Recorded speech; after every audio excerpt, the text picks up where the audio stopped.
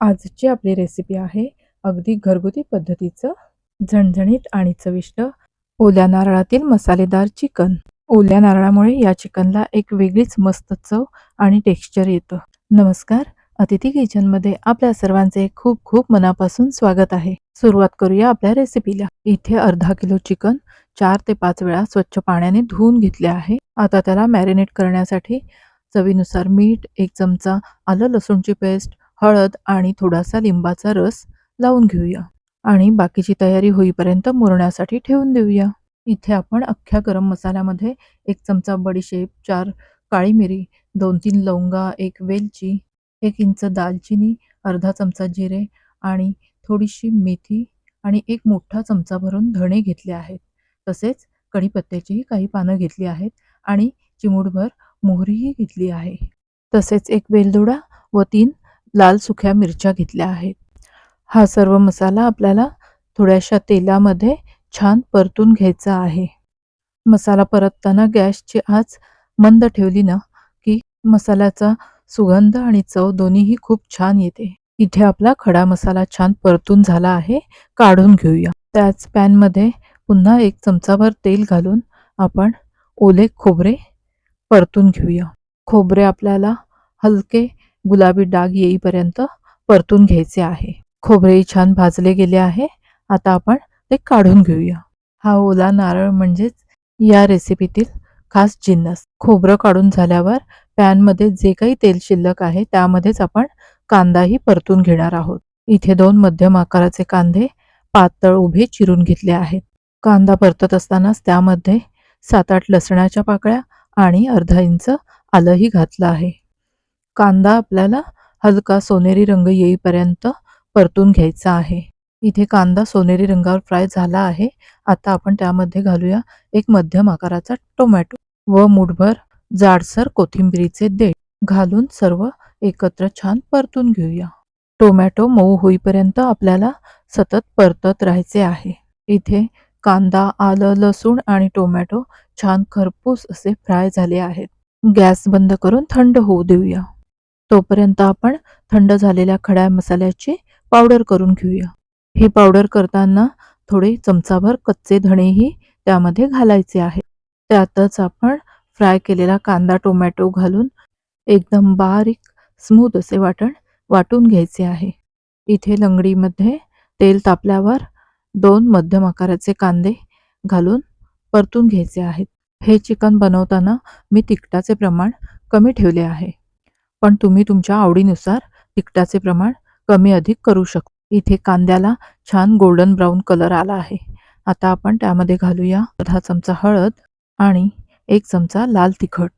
तेलावर छान परतून घेऊया आणि त्यामध्ये घालूया मॅरिनेट केलेले चिकन. हे चिकन आपण कांद्याबरोबर छान परतून घेऊया. ही रेसिपी पाहत असताना तुम्ही चॅनलवर नवीन असाल आणि चॅनलला सबस्क्राईब करायचे राहून गेले असेल तर प्लीज चॅनलला सबस्क्राईब करा. 3-4 मिनिटे चिकन परतून झाल्यावर आपण त्यावर झाकण ठेवूया आणि झाकणावरती थोडे पाणी ठेवूया आणि मंद आचेवर वाफेवर चिकन शिजू देऊया. 8-10 मिनिटातच चिकनला स्वतःचे असे पाणी सुटू लागते. 10 मिनिटानंतर झाकण काढून चेक करूया. चिकन परतून घेऊया आणि पुन्हा वरती झाकण ठेवून मंद आचेवर शिजू देऊया. चिकन शिजण्यासाठी फारसा वेळ लागत नाही. मंद आचेवर चिकन शिजवल्यामुळे मसाला चिकनमध्ये छान मुरतो आणि ग्रेव्हीला खूप छान चव येते. मध्ये एकदा झाकण काढून हलक्या हाताने चिकन ढवळून घेऊया. झाकणावर ठेवलेले पाणी गरम झाले आहे ते या चिकनमध्ये थोडे थोडे घालून घेऊया आणि पुन्हा झाकण ठेवून थोडा वेळ शिजू देऊया. इथे आपण झाकणावर गरम झालेलेच पाणी घालून चिकन शिजवून घेणार आहोत.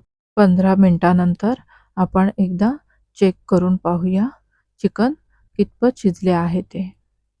चिकन व्यवस्थित शिजलेलं दिसते. आता आपण जे वाटण करून घेतले होते ते या चिकनला लावून घेऊया. चिकन या मसाल्याबरोबर छान परतून घेऊया. इथे आपण सुके मसालेदार चिकन बनवत आहोत म्हणून फक्त मिक्सरच्या भांड्यामध्ये थोडे गरम पाणी घालून तेवढेच पाणी आपण या चिकनमध्ये घालून घेतले आहे. तुम्हाला जर का ग्रेव्ही थोडी पातळ हवी असेल तर तुम्ही थोडे अधिक पाणी घातले तरी चालेल. चिकन मसाल्यामध्ये काही वेळ परतून घेऊया, म्हणजे मसाल्याची चव चिकनमध्ये छान मुरेल. आता वरती झाकण ठेवून थोडा वेळ मंद आचेवर शिजू देऊया. चिकन मसाल्याबरोबर छान शिजले आहे आणि ग्रेव्ही सुद्धा मस्त घट्ट झाली आहे.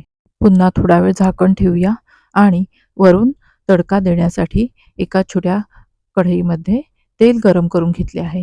त्यामध्ये पाव चमचा मेथी घातली आहे आणि एक छोटा कांदा बारीक चिरून घातला आहे. हा कांदा किंचित गुलाबी झाला की आपण गॅस बंद करूया आणि हा तडका आपल्या चिकनला देऊन घेऊया. लगेचच वरती झाकण ठेवून देऊया. 5 मिनिटानंतर झाकण काढून वरून घालूया बारीक चिरलेली कोथिंबीर. वा, किती छान सुगंध येत आहे आणि ओल्या नारळाची चव तर अप्रतिम. गरमागरम चपाती, भाकरी किंवा भाताबरोबरही हे चिकन खायला एकदम परफेक्ट. तुम्हीही ही मसालेदार चिकनची रेसिपी नक्की करून बघा आणि रेसिपी आवडली तर कमेंट करून नक्की सांगा. तसेच आपल्या मित्रमैत्रिणींना शेअर करा, लाईक करा आणि सबस्क्राईब करायला विसरू नका. पुन्हा भेटूया अशाच नवीन रेसिपीसह. तोपर्यंत धन्यवाद.